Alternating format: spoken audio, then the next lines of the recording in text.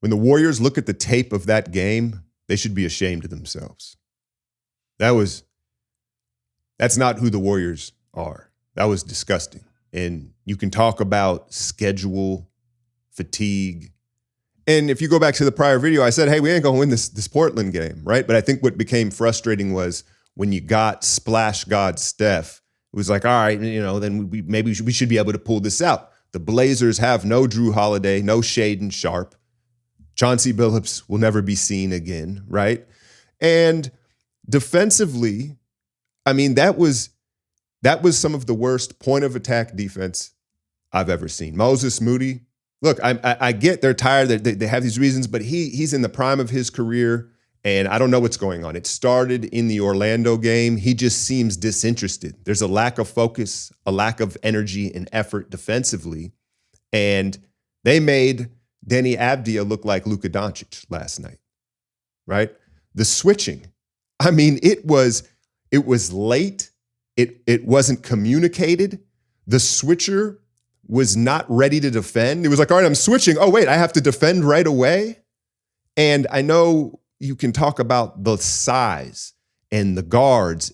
I don't really think that was the main issue with the offensive rebounding. Let me tell you guys about this new supplement that I'm taking here. And you say, well, what is that, Alk? It's MHO1 Brain Focus Formula.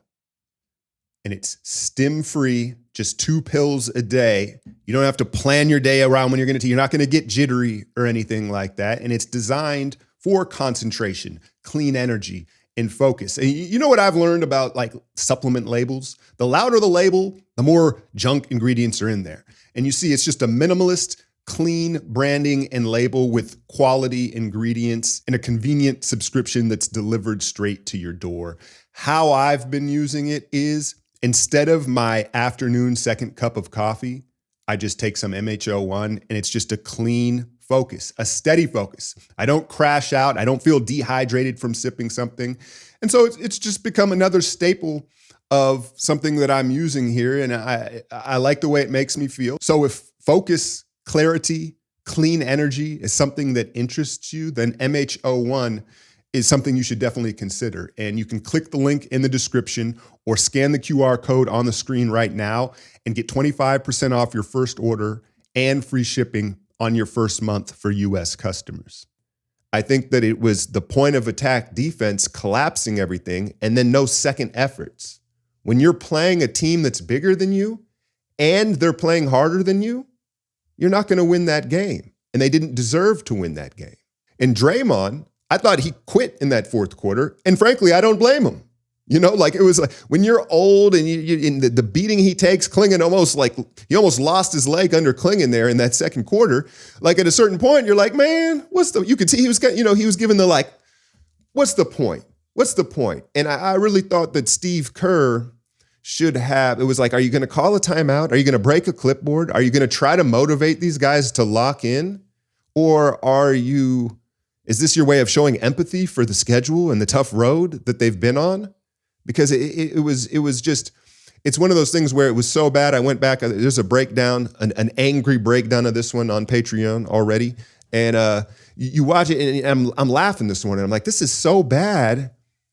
I don't even feel as bad as I did live, because when you go back, I don't encourage you to do it, honestly, but you can go into the breakdown and it's a more efficient way of seeing it. It's not them. It's like, there's no way they can be this bad, right? And listen, Deni Avdija he looks like he might mess around and make the All-Star game. When you have a quick first step like that, at that size, it's tough. But Moses, first off, the game starts off and it's like, oh, you mean he likes to go right? Blows by him right, flat-footed 2 or 3 times. So now we're allocating 2, 3 defenders to him. Kling Kong, the effectiveness of that is, and another part of the offensive rebounding is that when he rolled, we'd have to a lot of times send 2 to him just because of his size. So don't get me wrong, size is an issue, but I don't think it was the main culprit in this. I think it was Caleb Love and Deni Avdija getting wherever they wanted on the court, collapsing the defense, and then we're swarming around trying to recover with no second efforts. No second efforts against a young, bigger team. And again, Steph almost bailed us out. And then the post-game comments. Kerr, is this the point here? We're almost 20 games in where it's like now some real change has to happen with the rotations and stuff like that. Will Richard only plays 9 minutes. And I understand the concept of GP2 out there. One, we can't stop the ball, right? So, okay, look at GP2 out there. And then with Clingan and in those big centers like that, he usually kills them on the dive cuts and the fast rolls. So I got it on paper. But GP2, I've said it for a while now, for every play he makes, there's 2 mistakes. And I just think that Will Richard at this point, he might be our best point of attack defender. He might be our best point of attack defender. Quentin Post continues to struggle to shoot the ball. But at this point, I think you can't abandon him because he is a 7-footer who should shoot the ball. I think we all know, even though he's in a slump shooting, he's a shooter. Like he's gonna just have to play through that slump and eventually they're gonna start to drop, right? But Al comes up, I guess, with a tight hamstring. That that can linger for weeks. So that's gonna forcefully change the rotation. But I think that one of the main things that needs to change, at least in the short term, is Buddy Hield has to take a seat. He's been awful. And I said it in the last video, like at some point in the season, they're gonna need Buddy. Now is not the time. Will Richard deserves all those minutes and GP2 in just spot minutes, spot emergency situations, final 90-second possessions. But to have him out there for, chunks of minutes, there's far more mistakes than plays being made from him at this point. I try not to do the I told you so thing often, but I figured we'd lose this one. But once Steph got hot, I thought, okay, maybe we can pull this out. I wanted at a certain point, how some games you go into as a fan and you don't think we're going to win, but halfway through, now you think you can and you want it worse. It was that situation for me, at least. But Caleb Love is another kind of like I told you so thing. If you're a patron, because we saw him in Summer League. We saw him like 3-4 times in preseason. And I was like, I can't believe he slid to them in that. I think he was a 50-something pick as well. But being out in Arizona, I saw him play at U of A, and that's what's kind of dope. I got to go on a tangent about that in a different video about how these second-round pick players are getting much more opportunity because of the new CBA. But that's a video for another time. But I saw that coming with Caleb Love. Not that he would have a career high against us, but I knew he was going to be a bucket off the bench. He kind of reminds me of Cam Whitmore. Not that they're the same player, but the journey.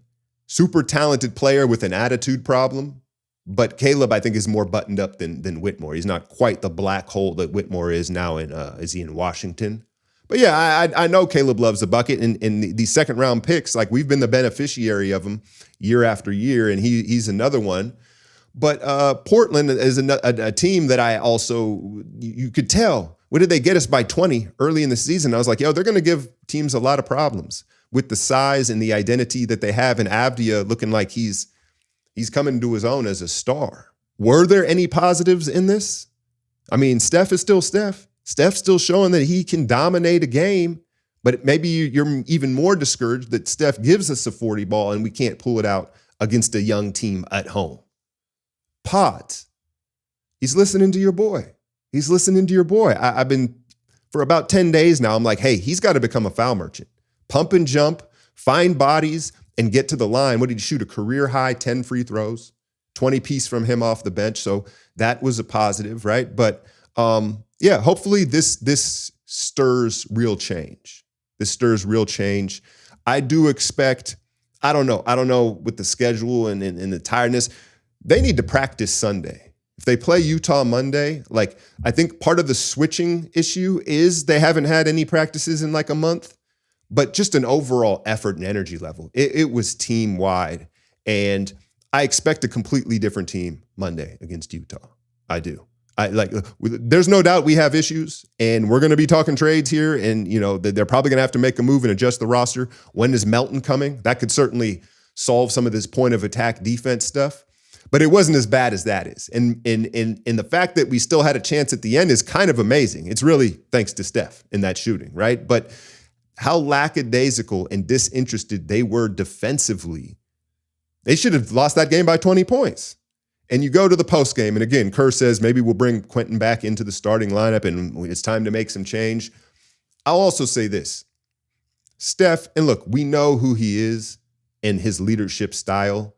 And he said, I thought we played well enough to win, didn't get some stops. Like, Steph, you played well enough to win. You did.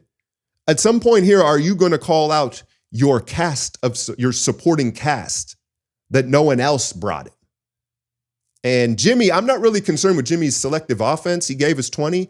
He can no longer be a point of attack defender, and he's not making effort in extra hustle plays. He'll get a steal here and there just with his mind, right? Where he knows a play and he'll jump a passing lane. But if you watch him play to play, he's not making second efforts. He'll dial it up in crunch time.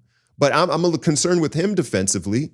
Draymond's already worn out, you know what I'm saying? But it's not as bad as it looked last night. That was like just an inexcusable effort from them defensively. And they should and will bounce back against Utah, who can put up points. Maybe Mike is going to be seen with the Ainge boys and Laurie, you know. We'll see. Other news is Chris DeMarco, the main assistant coach. Well, I won't say the main. He's not the assistant coach, but he's been a mainstay on the Warriors bench for, I don't know, a decade. It feels like Steph's guy. He's everybody's guy. He's been a staple in the coaching staff, was hired as the New York Liberty's new head coach. And, you know, the money's coming into the W. And if you, I know a lot of you don't follow the W, but the fans of the W are salty that men coaches are being hired now that the league's starting to blow up and make money. What I will say is the coaching has been, from what I've seen, really bad in the W. There's about 4 or 5 good coaches in the W. Granted, there's only 12, 13 teams, but there's some really bad coaches in the W. So I'm all for change, but I understand the fact that it's like now y'all are jumping onto what we've built. But that's a missing piece that they're going to have to fill. I can't tell you exactly. I think he was more player development and individual stuff, not strategy. But I say all that to say, if there is a slot on the coach's bench, you need to bring in some sort of defensive guy. We were all excited about Stackhouse when he was brought in. He doesn't seem to keep them motivated. And maybe that's not fair with the vets we have on this team. But when is Stack up like Mike Brown used to be, like bringing the energy, being the sixth man on the floor, just bringing their energy up and making sure they're communicating? Where was any of that from the coaching staff last night? They just rolled over like the players. And so it's too early to hit the panic button. I think we all know we've got size issues and roster issues that hopefully are taken care of with some sort of trade move coming up here. But that one, you just got to flush. And I think that Utah, I'll be honest, I don't like to jinx stuff. I think we blow Utah out Monday. I think we're going to have we owe the fans one for that one. What was it, Friday night? But those are my thoughts. I will be back with that breakdown and maybe some more talk. Maybe we'll start talking trades. If they keep getting rolled over like this, then we can get into the trade talk early this year. Y'all enjoy the rest of your weekend. And as always, hit that like, share, and subscribe. I'm out, y'all.